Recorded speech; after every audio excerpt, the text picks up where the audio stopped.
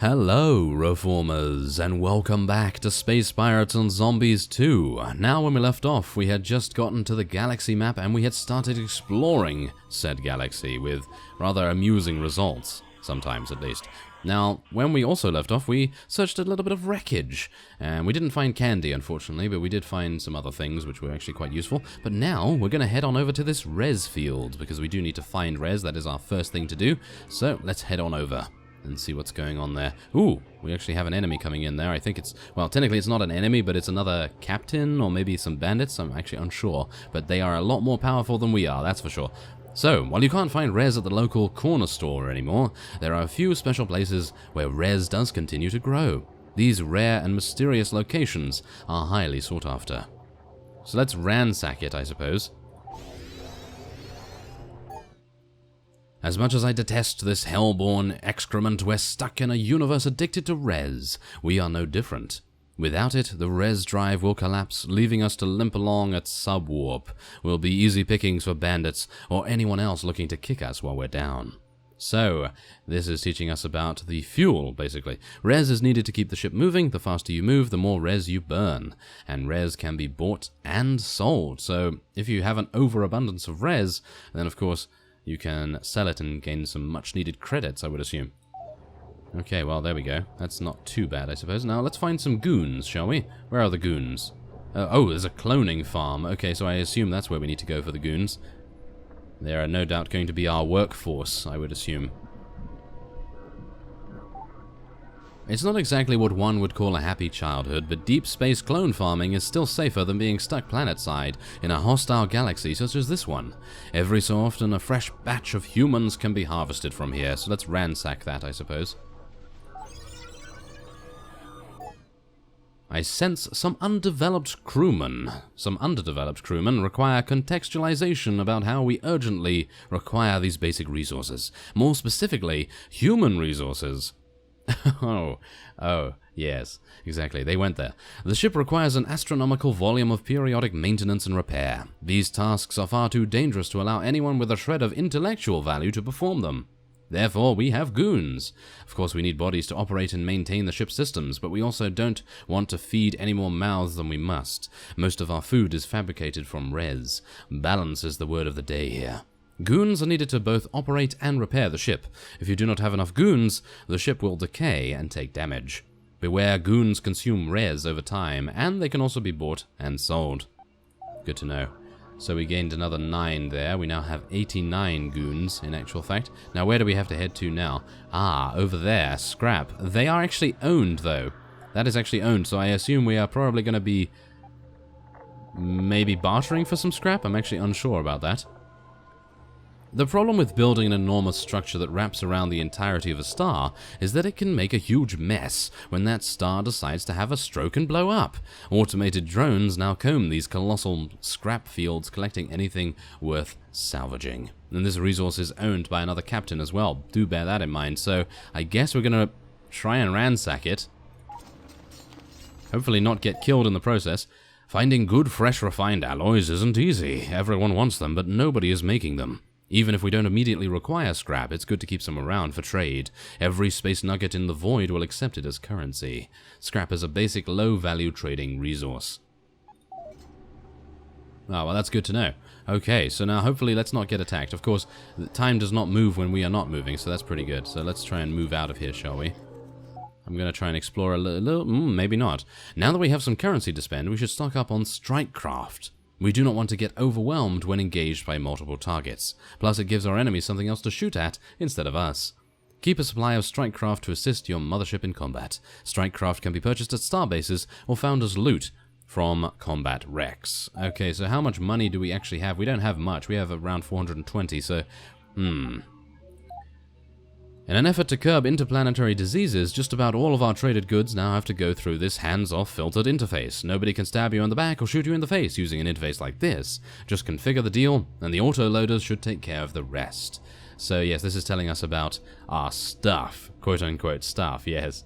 Your items and supplies are on the left side. Trade for items and supplies on the right side. Try to balance the deal to maximize profit.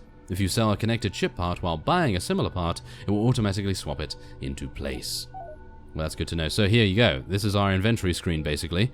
And we have a couple of junk parts here. Yes, of course. We have a meat hook? Really? I had no idea. But there's a scavenge field, and that, well, that's basically it, of course. We are currently not even at anywhere that we can trade, so it's kind of pointless to look at that, but I thought I would look at it anyway. So, where do we want to head to now? Well, oh, apparently we need to head over there to the strike. Oh my. So we're going to go and talk to Dr. Bork, apparently. Yes. This is going to be kind of uncomfortable considering I just pillaged some of his resources, or some of her resources, though I am completely disgusted by the idea of cooperating with others in a fashion that implies intellectual equality. It often cannot be avoided. Just try not to get extorted too severely. Yes, let's try that, shall we? Starbases produce and trade ship parts. Each starbase will specialize in 2 fields of technology. Beware the starbase value markup. The higher the markup, the worse the deal is. Okay. All map locations provide a production tech bonus to the starbase that can claim it. Starbases share production tech with other connected starbases of the same faction. Okay, well that's good to know. In addition to a markup, a starbase will also charge faction trade taxes. Oh my, that is fiendish. Sometimes trading with other ships can be more profitable. Okay, well, I can probably close that now, can I? Can I close that somehow? Maybe soon. There we go. Okay, so, yes, we do not want to fight this, because as you can see, when diplomacy fails, you can always destroy each other. Yes, how fantastic. No, we don't want to do that right now, but look at the markup. The markup is 144%. This is going to be pretty painful, but we have to trade. So, we do have a couple of fighters here. We only have 420 scrap. So, we are going to be purchasing this strike craft right here. I can't actually afford anything else. But can I sell something?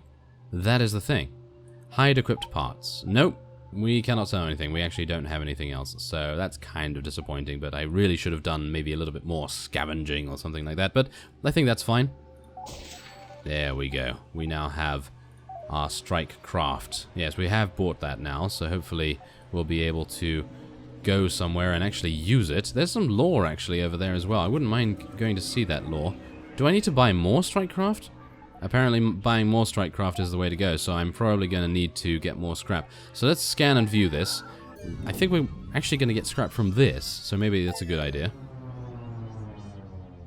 Who are we to— oh my, yes. The Anti-Potty Mouth Initiative. Human history is riddled with examples of reoccurring themes, throwbacks, revolutions, and revelations. One such reoccurrence is the use of colorful metaphors to heighten one's emotional resonance.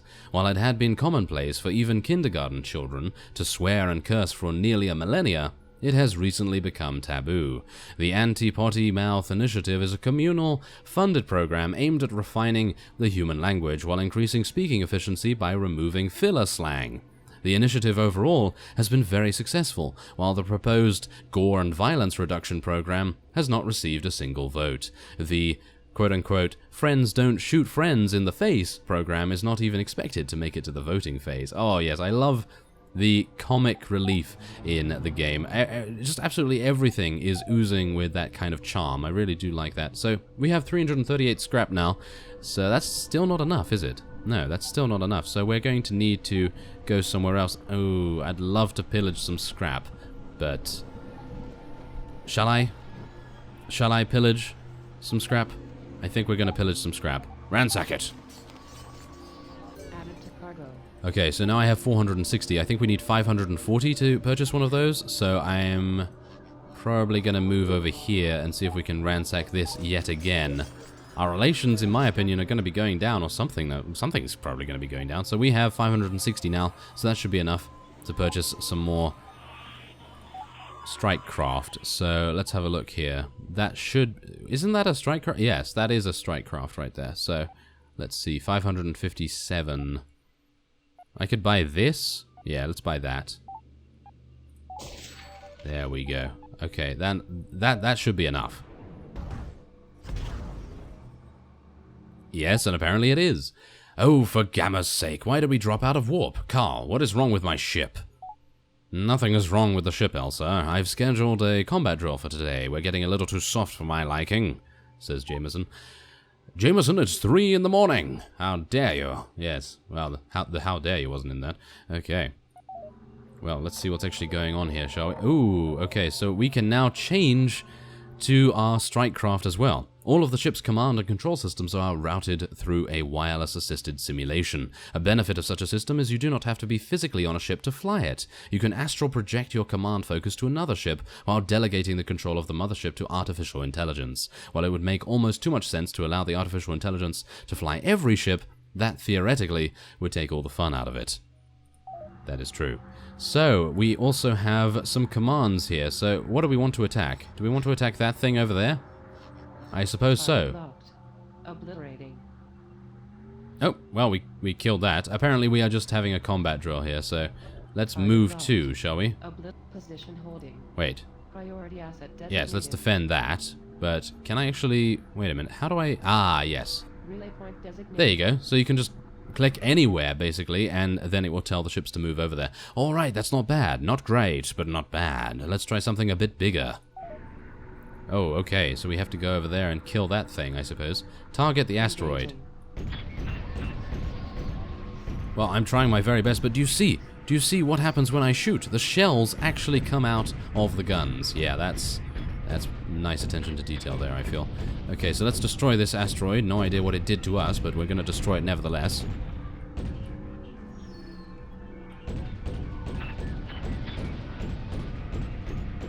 Hey, come on now. It's almost down. Ooh, oh, yep. No, that was not good. That was not good. Almost destroyed my fighter craft there. Well, actually, no. We had a little bit of a bump. We have sufficiently asserted ourselves over this inanimate material. Surely we must be done with these mindless examinations. Carl, you couldn't fight your way out of a wet paper bag. These drills just might save your life someday. You'd be wise to put this inanimate material to use before trying your luck on something that can shoot back. Practice the command and control system on asteroids and space junk and leave the area when we are ready. So, yes, there we go. The area is now clear. We can just shoot at random things. We can tell our people to move over there, to move over here, to defend the mothership, for example, and then we can, of course, leave. So let's go to the star map. Think I got a good handle on that, at least. Behold, my happy place. And look at his face, oh my. It is here my power grows. Using the data we have acquired from the sensors, I can refine our ships and equipment. While I would adore being able to refine every single archaic piece of junk on board, the physical nature of the universe forbids it. Treat the data analytics with respect. We've just leveled up, apparently. Select a perk every time you level up. Without perks, you will suck and die. Thank you. Thank you very much for that. Yes, exactly. Welcome to level 1. There is research data that has not yet been allocated. Consider not allocating it, and instead allocate it. So we do get a free perk, which is rather nice. So, should I do that? Part size increase? No, I think we've already got that. So, I think we should probably just increase our health. Why not? Increasing health is always a good idea. So, let's see where we're headed to next. Actually, where do we need to head to? Now that we have strike craft of our own, we should learn how to fight against them. Really? It's a big galaxy and we're not original thinkers here. Yes, we should be able to locate a border raid to have our way with. They should be no match for the combined force of our mothership and strike craft. Neighboring starbases of a different faction will fight each other. Destroying raids is a good way to make friends with the defensive side, and it is also a good way to make enemies with the offensive side. And our objective is to locate a raid event, and we will be doing that in the next episode. So I thank you very much for watching, and I will see you next time.